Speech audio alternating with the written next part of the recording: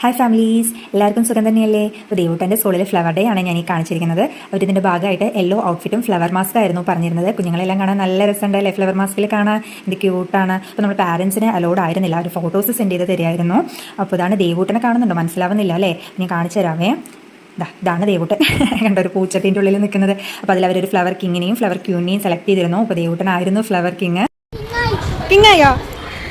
അപ്പോൾ ഇതാണ് നമ്മളുണ്ടാക്കിയ ഫ്ലവേഴ്സ്. അപ്പോൾ ഇതിനെന്താ ഇങ്ങനെ ചെയ്യേണ്ടതെന്ന് വെച്ച് കഴിഞ്ഞാൽ നമ്മൾ ഒരു 20 സെൻറ്റിമീറ്ററിൽ 10 സെൻറ്റിമീറ്ററിൽ 6 സെൻറ്റിമീറ്ററിൽ 15 സെൻറ്റിമീറ്ററും കൂടി വേണം കേട്ടോ.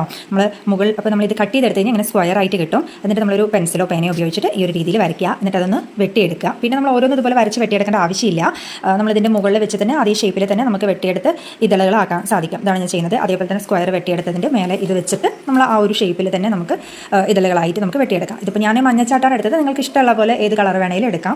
ഇപ്പോൾ ഒരു റോസാപ്പൂവിൻ്റെയൊക്കെ ചെയ്യുന്നതാണെങ്കിൽ പിങ്കോ അല്ലെങ്കിൽ റെഡോ നമുക്ക് എടുക്കാം. അതിനുശേഷം നമ്മളൊരു പെൻസിലോ പേനയോ വെച്ചിട്ട് ഇങ്ങനെ ചുരുട്ടി എടുക്കുകയാണെങ്കിൽ ഇങ്ങനെ മടങ്ങി കിട്ടും. എന്നിട്ട് ഇതിൻ്റെ നടുവിൽ സിസേഴ്സ് കൊണ്ട് നമ്മൾ കട്ട് ചെയ്തിട്ട് ഒരു പശ വെച്ചിട്ട് ഒട്ടിച്ച് കഴിഞ്ഞാൽ ആ ഒരു മടക്ക് കിട്ടും. കണ്ടോ, മടങ്ങിയിരിക്കുന്നത് കണ്ടോ? അപ്പോൾ ഒരു ലീഫിൻ്റെ കറക്റ്റ് സ്ട്രക്ചറായിട്ട് നമുക്ക് കിട്ടും. അതിന് വേണ്ടിയിട്ടാണ് അവിടെ നമ്മൾ ആ ഒരു കട്ട് കൊടുത്തത്.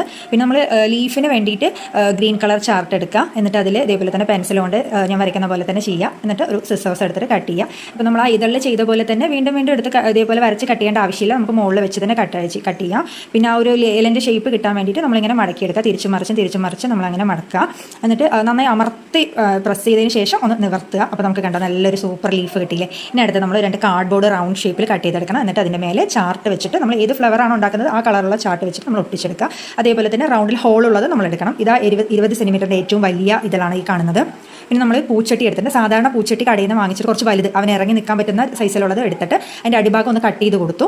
എന്നിട്ട് ആ ഒരു കട്ട് ചെയ്തത് കാണാതിരിക്കാൻ വേണ്ടിയിട്ട് നമ്മളൊരു നല്ല ഒരു ഗ്ലിറ്ററിങ് ആയിട്ടുള്ള ഒരു സെല്ലോ ടേപ്പ് വെച്ചിട്ട് ഒട്ടിക്കുക ചെയ്തത്. ഇത് ആ കാർഡ്ബോർഡിലാണ് നമ്മൾ ഈ ലീഫ് അതുപോലെ തന്നെ ഇതകളെല്ലാം ഒട്ടിച്ചിരിക്കുന്നത്. അതിലൊരു റിബൺ നമ്മൾ വെച്ചിട്ടുണ്ട്. റിബൺ വെക്കുകയാണെങ്കിൽ റിബൺ വെക്കുക, അല്ലെങ്കിൽ ഇലാസ്റ്റിക് വെച്ചിട്ട് അങ്ങനെയാണെങ്കിൽ കുഴപ്പമില്ല. എന്ത് വേണമെങ്കിലും നമുക്ക് നമ്മുടെ ഇഷ്ടത്തിനനുസരിച്ചിട്ട് നമുക്ക് ചെയ്യാം. കയ്യിൽ കെട്ടിയാൽ നിൽക്കുന്ന കുട്ടികളൊക്കെ ആണെങ്കിൽ കുഴപ്പമില്ല. ഇവൻ കയ്യിൽ കെട്ടിയാലൊന്നും സമ്മതിക്കില്ലായിരുന്നു. അവസാനം ഞാൻ ആ റിബൺ മാറ്റി അവൻ്റെ കയ്യിൽ പിടിക്കാൻ കൊടുക്കുകയായിരുന്നു ചെയ്തിട്ടുണ്ടായിരുന്നത്.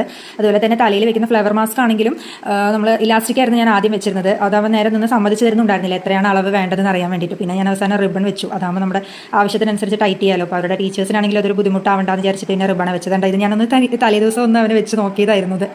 അപ്പോൾ എങ്ങനെയുണ്ട്? എല്ലാവർക്കും ഇഷ്ടമായോ?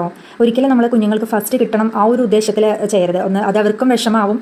കുഞ്ഞുങ്ങളല്ലേ, അവർ സ്റ്റേജിൽ കയറുക, അത് ആ ഒരു മെമ്മറീസ് അവർക്ക് ആ ഒരു ഓപ്പർച്യൂണിറ്റി നമ്മൾ കൊടുക്കുക.